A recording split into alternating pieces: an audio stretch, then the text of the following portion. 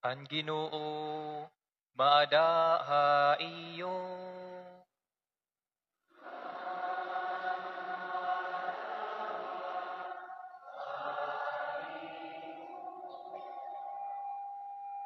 Pagbasahan santos nga ebanghelyo sumalakan San Juan.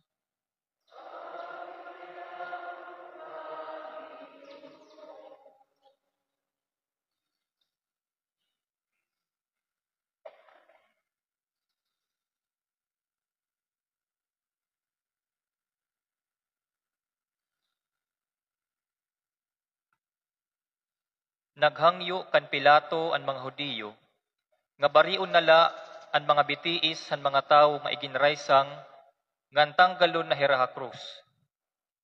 Ginbuhat ininira kay Biyernes na adto ngan nadiri hira nga magpabilin ha krus ang lawas ha adlaw nga iparahuway.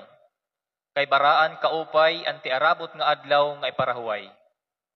Sanglit, kinadto ang mga sundalo nga ginbari ang mga bitiis ang siyahan nga tawo ngan usa pa nga tawo nga iginraysang upod kan Hesus.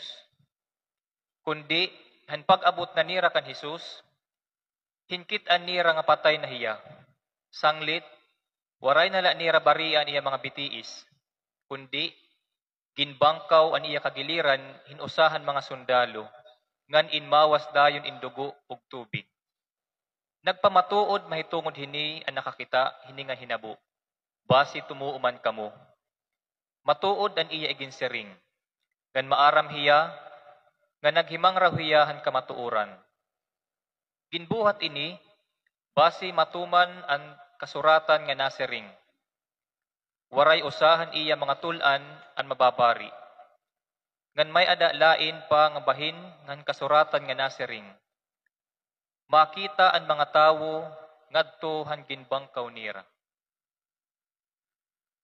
An ebanghelyo han Ginoo.